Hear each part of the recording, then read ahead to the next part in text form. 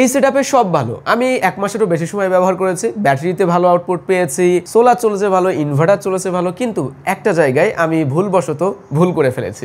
বাংলাদেশের এই প্রথম সোলার সেটআপ নিয়ে আপনারা এমন একটা ভিডিও দেখতে চলেছেন যে ভিডিওতে আপনি যদি সোলার সেটআপ করতে চান তাহলে আপনার যা যা জানা প্রয়োজন A to Z জানানো হবে। আমি আমার অফিসের জন্য 1500 ওয়াটের সোলার সেটআপ করেছি। অনেকেই ভাবি সোলার বুঝি শুধুমাত্র লোডশেডিং এর জন্য করা হয়। হ্যাঁ, লোডশেডিং এর জন্য তো আমরা সোলার সেটআপ করি, পাশাপাশি যেন বিদ্যুৎ খরচ কমে আসে সেজন্যও কিন্তু সোলার সেটআপ করা হয়। আমি সেটআপটি ব্যবহার করছি দীর্ঘ প্রায় 1 মাসেরও বেশি সময়। হ্যাঁ, ভালো দিকের পাশাপাশি বেশ কিছু মন্দ দিকও পেয়েছি। কেমন সার্ভিস দিচ্ছে জিনিসটা দিনে এবং রাত্রে, না আমি যেটা সাজেস্ট করছি বা যেটা আমি সেটআপ করেছি সেটাই যে আপনাকে কিনতে হবে বিষয়টা এইরকম না। আমার উদ্দেশ্য থাকবে এই ভিডিওতে আপনাকে সোলার সেটআপ নিয়ে সঠিক পরামর্শগুলি দেওয়ার।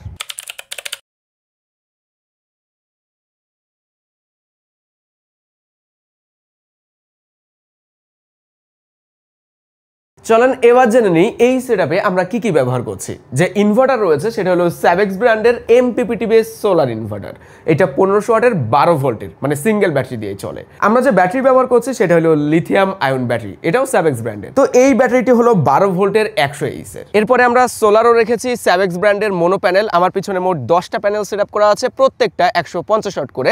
10টায় মোট আমরা 1500 ওয়াট আউটপুট পাচ্ছি। 1500 ওয়াট সেটআপে আপনি চাইলে বড় প্যানেল বসাতে পারেন, মানে বেশি ওয়াট করে পার প্যানেলে। এই জায়গাটায় খরচও কিন্তু অনেকটাই কমে আসে যদি আপনি বড় প্যানেল বসিয়ে থাকেন। আমাদের এই সোলার সেটআপটি করতে সাহায্য করেছে IPS বাজার, যারা মূলত সোলার IPS সহ প্রায় সকল ধরনের পাওয়ার সলিউশনের সার্ভিসগুলি দিয়ে থাকে।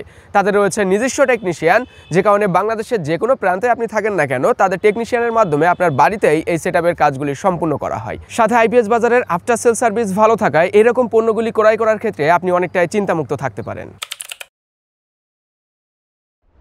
সোলার সেটআপ করার আগে সাধারণ কয়েকটা প্রশ্নের উত্তর সবারই জানা উচিত। প্রথমত, দিনের সময় প্যানেল থেকে বিদ্যুৎ পেলেও রাতের সময় ব্যাটারি দিয়ে আসলে কতক্ষণ চলা সম্ভব। দ্বিতীয়ত, কত ওয়াটের সোলার সেটআপ আপনি করবেন। তৃতীয়ত, সোলার তো 3 প্রকার সেটআপ হয়ে থাকে, অনগ্রিড, অফগ্রিড আর হাইব্রিড। আপনার জন্য কোনটা বেস্ট। 4 নম্বর, এই সম্পূর্ণ সেটআপ আপনি ঘরের ভিতরে করবেন নাকি আলাদা একটা জায়গা তার প্রয়োজন। কেননা ইনভার্টারের ভিতরে যে কুলার ফ্যান থাকে এটা কোনো ইনভার্টারে একটু বেশি সাউন্ড করে, কোনো ইনভার্টারে একটু কম সাউন্ড করে। এজন্য এই ইনভার্টারে একটু বেশি লোড দিলে, মিডিয়াম লোডে বা রাতের সময় কেমন সাউন্ড করে কুলার ফ্যানে সেটাও আপনাদেরকে জানানো হবে। শুধুমাত্র প্যানেলের খরচের হিসাবে আসলে এখানে পার প্যানেল মানে 150 ওয়াটের 12 ভোল্টের এই প্রত্যেকটা প্যানেলের দাম রাখা হয়েছে 5250 টাকা। তাহলে টোটাল 10টা প্যানেলের হিসাব করলে মোট আসে 52,500 টাকা। আর এই প্যানেলগুলিতে 25 বছরের 70% লিনার আউটপুট ওয়ারেন্টি রয়েছে, তবে সেটি অবশ্যই উইদাউট ফিজিক্যাল ড্যামেজের ক্ষেত্রেই প্রযোজ্য। এরপরে 1500 ওয়াটের স্যাভেক্সের সোলার ইনভার্টারটির দাম রাখা হয়েছে 32,000 টাকা এবং এই ইনভার্টারের সাথে 2 ইয়ার্সের পার্টস ওয়ারেন্টি, সাথে 5 ইয়ার্সের সার্ভিস ওয়ারেন্টি রয়েছে। এবার আসি ব্যাটারিতে। এখানে স্যাভেক্সের 100 এর 12 ভোল্টের ব্যাটারিটির দাম রাখা হয়েছে 39,500 টাকা, সাথে 3 বছরের সেল ওয়ারেন্টি রয়েছে। আর এই ব্যাটারিটির লাইফ সাইকেল থাকছে 4000 প্লাস। সোলার সেটআপ মূলত 3 প্রকার হয়ে থাকে, অফগ্রিড, অনগ্রিড এবং হাইব্রিড। তবে বাংলাদেশে সবথেকে বেশি যে সেটআপগুলি করা হয়ে থাকে সেগুলি হলো হাইব্রিড বা অফগ্রিড হাইব্রিড আপনি বলতে পারেন, যেটা আমাদের এই সেটআপটি। দেখেন, আমার অফিসে 3000 ওয়াটের বিদ্যুতের চাহিদা রয়েছে, সেখানে আমি 1500 ওয়াটের এই হাইব্রিড সেটআপটি করেছি। এই জায়গা থেকে আমি দিনে বা রাত্রে 1500 ওয়াটের একটা ব্যাকআপ পাচ্ছি, আর গ্রিড লাইন থেকে আমি 1500 ওয়াট নিচ্ছি, দুইটা মিলে 3000 ওয়াট। ভারী যে জিনিসটা যেমন এসি আমি সোলার দিয়ে চালাই না, আমি গ্রিড লাইন দিয়ে এসিটা ব্যবহার করি। আর বাকি যে জিনিসপত্র যেমন কম্পিউটার বলেন বা ভিডিও লাইট আমি সোলার থেকে ব্যবহার করি। ফলাফল কি, আমার বিদ্যুৎ খরচ কমে আসলো। আবার এই সেটআপে যেহেতু ব্যাটারি রয়েছে সেই কারণে লোডশেডিং হইলেও আমার ঝামেলা নেই। 3000 ওয়াটের চাহিদা থাকা সত্ত্বেও আমার 1500 ওয়াট দিয়ে বাকি কাজগুলি হয়ে যাচ্ছে। আপনি যদি 2025 সালে এসে একটা দীর্ঘস্থায়ী সমাধান চান তাহলে লিথিয়াম আয়ন ব্যাটারির বাইরে যে আর কোনো অপশন নেই। কেননা অ্যাসিড ব্যাটারির সাথে এই সকল ব্যাটারির মূল পার্থক্য থাকে হলো লাইফ সার্কেলে। আপনি যদি এর থেকে কম প্রাইস রেঞ্জে একটা অ্যাসিড ব্যাটারি নেন তাহলে তার লাইফ সার্কেল থাকবে 500 550।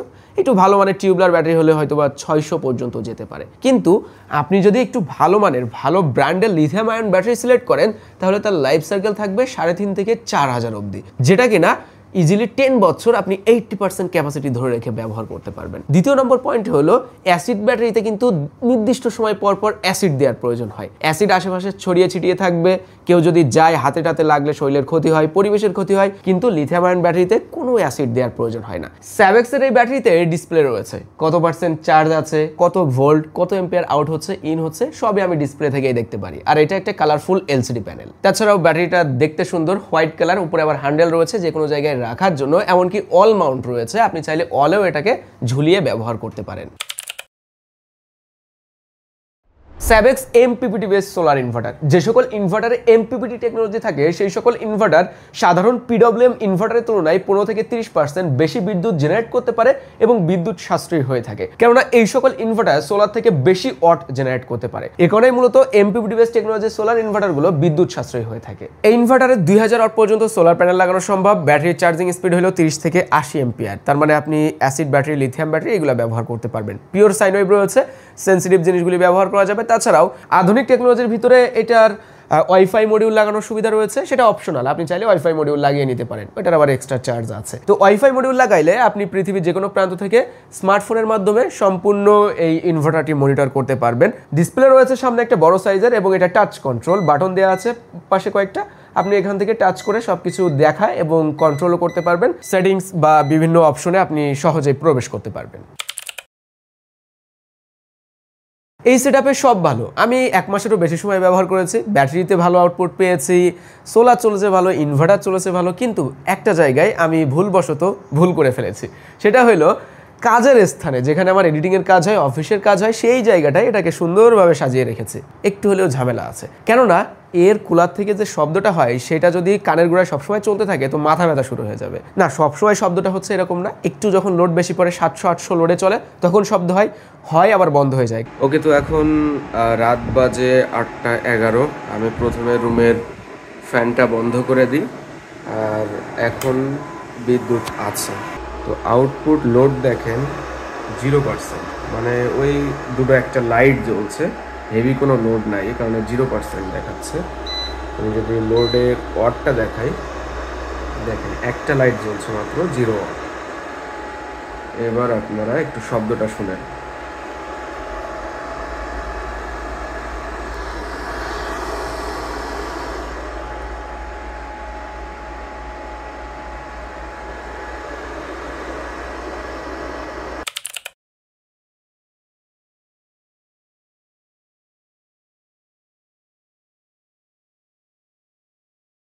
স্বাভাবিকভাবেই ওইরকম শব্দ যদি সবসময় চলতে থাকে বা একটু পরপর শুরু হয় তাহলে সেটা আসলে বিরক্তিকর বিষয়। তাই এই সেটআপটি আপনারা কাজের স্থান থেকে একটু দূরবর্তী জায়গায় করেন, বা আপনি যেখানে সবসময় থাকবেন সেখান থেকে একটু দূরবর্তী জায়গায় করেন, এতে করে আপনাদেরই সুবিধা হবে।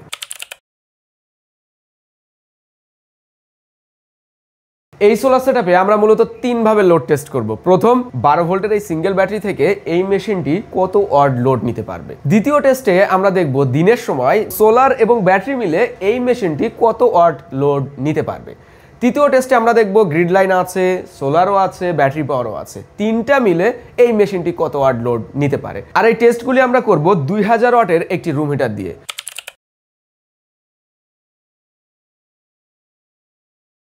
আমি সোলার লাইনটা অফ করে দিলাম এবং গ্রিড লাইনটাও অফ করে দিলাম।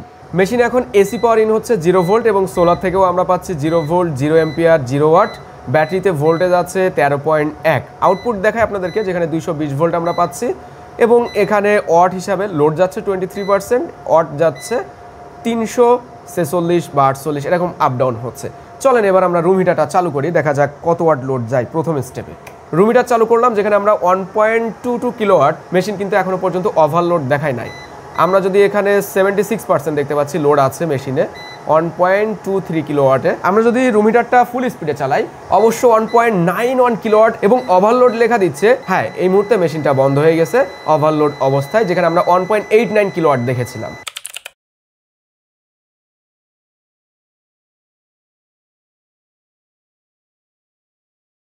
এখন আমি যে লোড টেস্ট করব সেটা হলো সোলার পাওয়ার অন থাকবে, গ্রিড লাইন বন্ধ থাকবে, মানে সোলার এবং ব্যাটারি দিয়ে মেশিনটা চলবে। তো আমি গ্রিড লাইন বন্ধ করে দিলাম, সোলার অন আছে। সময় এখন প্রায় 4টা বেজে গেছে।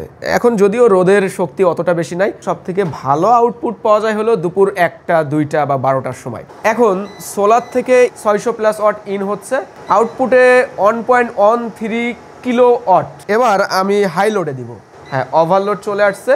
আচ্ছা, এবার বন্ধ করে দিতে হবে। হ্যাঁ, বন্ধ হয়েই গেছে।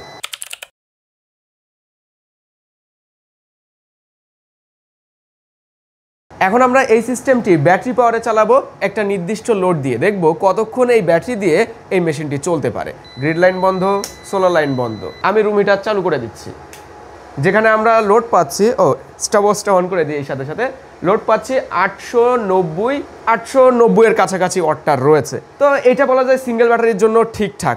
ব্যাটারি অলরেডি 4%-এ চলে আসছে। আমি যদি আউটপুট ভোল্টেজ দেখাই, এখানে দেখেন এখনও কিন্তু 220 ভোল্ট যাচ্ছে। হ্যাঁ, আর এইদিকে আমরা যদি আউটপুট লোড দেখাই, দেখেন 55% লোড আছে, এখনও ওয়াট আছে 894-92। মানে লো ব্যাটারি থাকা অবস্থায়ও কিন্তু সম্পূর্ণরূপে মানে স্টেবল আউটপুট দিতে পারছে।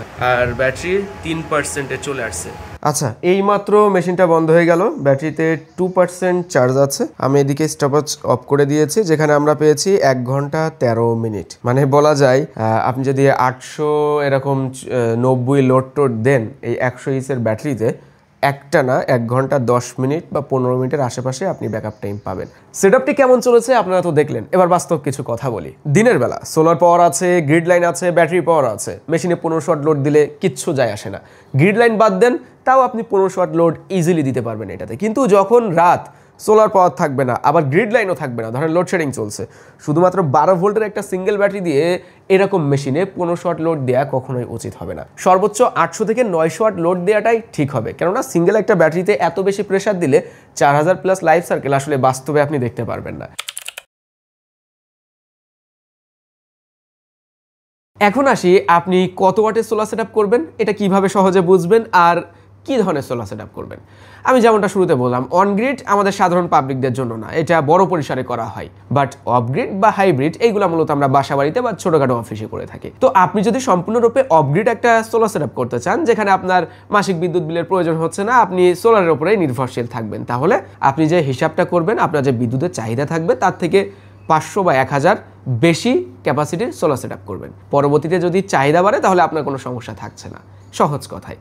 এবার আপনি যদি হাইব্রিড করতে চান, যেমনটা আমার অফিসে রয়েছে, আপনি যদি এরকম করেন যে আপনার বাড়ির বড় যে জিনিসগুলি, যেমন এসি, রেফ্রিজারেটর বা ফ্রিজার, তারপরে দেখা যাচ্ছে আয়রন মেশিন, এইগুলো ব্যবহারের জন্য আপনি গ্রিড লাইন সিলেক্ট করলেন, আর হালকা জিনিসপত্র ব্যবহারের জন্য আপনি সোলার সেটআপ করলেন, তাহলে অল্প টাকায় আপনি সোলার সেটআপ করতে পারবেন এবং আপনার বিদ্যুৎ বিল অর্ধেকেও নেমে আসতে পারে। একটি সোলার সেটআপ মানে হলো দীর্ঘ সময়ের জন্য বড় একটি ইনভেস্টমেন্ট। তাই এই ক্ষেত্রে আপনার প্রত্যেকটা সিদ্ধান্ত হতে হবে সঠিক এবং চূড়ান্ত, কেননা আপনি যদি একটা খারাপ জিনিস নেন তাহলে পুরো সিস্টেমটাই কিন্তু নড়বড়ে হয়ে যাবে, অনেকটা একটা পিসি বিল্ড করার মতো। সোলার সেটআপের বাইরে যে অনেক কিছু বাড়তি খরচ রয়েছে, এটাও সোলার সেটআপের ভিতরেই একটা খরচ বলা যায়, বাড়তি বলা একেবারে ঠিক হবে না। যেমন আপনি যদি দেখেন সোলার স্ট্রাকচার, এটা একটা ব্যয়বহুল খরচ কিন্তু ইম্পর্টেন্ট। আপনি সোলার প্যানেলগুলো সেটআপ করবেন কোন জায়গায়? যদি স্ট্রাকচার ভালো না হয়, মজবুত না হয়, তাহলে প্যানেল উড়ে চলে যেতে পারে, নষ্ট হয়ে যেতে পারে ঝড় বৃষ্টির সময়। সো আইপিএস বাজার থেকে স্ট্রাকচার করে দিচ্ছে, এজন্য কিন্তু অবশ্য বাড়তি একটা কস্ট রয়েছে। এরপরে যে সোলার কেবল, এটা এক একজনের এক এক রকম হইতে পারে, তো এখানে খরচ কম বেশি হবেই। ডিবি বক্স রয়েছে, যেখানে এই সম্পূর্ণ সেটআপটাকেই প্রোটেক্ট করার জন্য এই ডিবি বক্সটা মূলত বলা যায়। এখানে একটা ভোল্টেজ প্রোটেক্টর রয়েছে, আপনি নির্দিষ্ট ভোল্টেজ সিলেক্ট করে দিতে পারেন, এর বাইরে যে বাড়তি ভোল্টেজ আপনার ইনভার্টারের ভিতরে ঢুকবে না, যে কারণে ভোল্টেজ প্রোটেক্ট করবে এই সুইচটা। তাছাড়াও এখানে বেশ কয়েকটা সার্কিট ব্রেকার রয়েছে, যেগুলি বজ্রপাত থেকে বা শর্ট সার্কিট থেকে সম্পূর্ণ সেটআপটিকে রক্ষা করবে। আর সোলার সেটআপ করার সময় ভাই হাবিজাবি অনেক কিছুর প্রয়োজন পড়ে। 4 জন মানুষ কাজ করে, সোলারের জন্য 2 জন, আর ভিতরের এই সেটআপগুলি কমপ্লিটের জন্য 2 জন মানুষ কাজ করে। সব মিলিয়ে আইপিএস বাজার থেকে আমাকে হিসাব দেওয়া হলো 1,60,65 মতো খরচ আসতে পারে। এটা সময়কাল এবং জায়গা ভেদে পরিবর্তন হতে পারে। এবং আমরা যে 3টা জিনিসের আলাদা আলাদা খরচ দেখলাম, যেমন ব্যাটারি, ইনভার্টার আর সোলারের জন্য, সেখানে আমরা মোট পেয়েছি 1,24,000। এটাও সময় ভেদে পরিবর্তন হতে পারে। আমার এই সিস্টেমটি শুধুমাত্র আপনাদেরকে ভালো একটা আইডিয়া দেওয়ার জন্য, যাতে করে আপনি বুঝতে পারেন আপনার ক্ষেত্রে কোন ধরনের সোলার সেটআপ আসলেই বেশি প্রয়োজন। আপনার যদি আপগ্রেড প্রয়োজন হয়, বাজেট বেশি থাকে, তাহলে আপনি আপগ্রেডে যেতে পারেন। বাজেট একটু কম থাকলে বিদ্যুৎ খরচ কমানোর জন্য আপনি আপগ্রেড হাইব্রিড সেটআপে যেতে পারেন। এই তো ছিল আজকের ভিডিওটি ভালো লাগলে অবশ্যই লাইক করবেন, কমেন্ট করবেন, শেয়ার করবেন। সবাই ভালো থাকবেন। আল্লাহ হাফেজ।